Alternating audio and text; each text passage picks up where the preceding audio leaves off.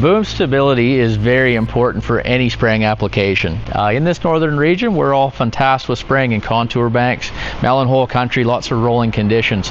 One of the great features about this Leeb is the ability to spray with the boom low, lower than any other sprayer on the market. And to accomplish that, they run 6 or 8 of these height control sensors, depending how we configure it, to ensure that we can keep the boom nice and stable at that low spraying height.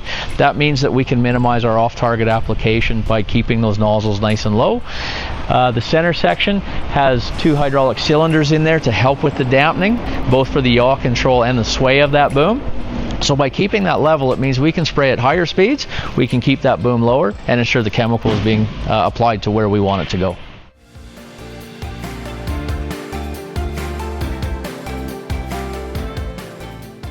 Please get in contact and we'd be happy to show you what this machine can do on your farm.